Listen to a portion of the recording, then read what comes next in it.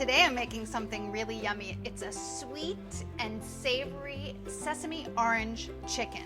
Today I'm using cut up chicken and I'm making my orange juice from scratch. That's my philosophy. I do know that you can buy fresh orange juice out there that's pretty good. So if you don't want to squeeze your own, go ahead and buy a great fresh orange juice from your local supermarket. Try not to use the stuff in the container because it's pasteurized and it doesn't taste the same. When you're buying citrus, choose pieces of fruit that are heavy for their size. If you pick them up, they should feel a little bit weighty. Those will have the most juice in them.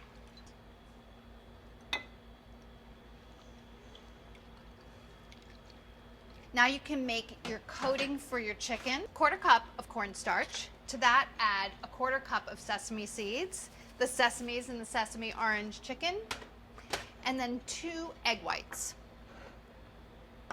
Save the yolks for something else.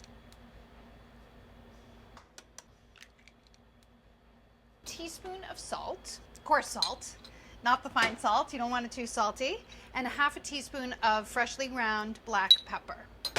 It's a nice flavorful coating for your chicken. Mix everything together. The cornstarch will give it a nice crispness, as will the egg white. When your mixture is fully combined, you can add your chicken. It's 1.5 pounds of boneless, skinless chicken breast. I cut these into pieces that are for stir fry. Do it yourself if you have the time. When everything is well coated, you can start cooking these. I'm using a non-stick skillet over here. You're going to use a total of approximately a 1/4 cup of vegetable oil to cook your chicken in. And you want to do it in batches because the idea is to get it nice and crispy, and not crowding the pan is probably the best way to do that. Add your chicken, make sure the oil is hot. You can tell the oil is hot when it's shimmering and when it sizzles. Cook until they're golden brown and cooked through. Shouldn't take more than a couple minutes per side.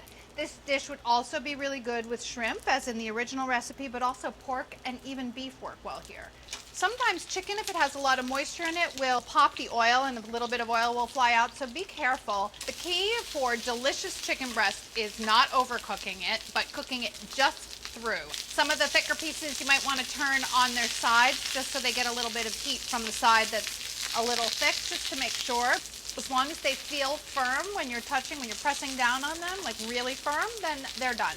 As they're done, take them out and drain it on paper towels and then just replace with more chicken. Now your chicken has a nice crunchy coating of sesame seeds and a little bit of egg white. Any excess oil in the pan, you can wipe it out, but my pan looks not so bad, so I'm just going to start adding my ingredients right here in the same pan. 4 scallions sliced, 2 tablespoons of soy sauce, tablespoon of sugar, and your cup of orange juice. Simmer this for 2 to 4 minutes, just until it gets a little bit thickened, and then you can add your chicken back in and toss it to coat. You don't want to overdo it because the chicken is already cooked. Simmer everything together. It really does smell good. Chicken gets nicely coated with your slightly thickened sauce. It'll thicken just a little bit more when you add it in because of the cornstarch, but not a lot. So get it nice and reduced.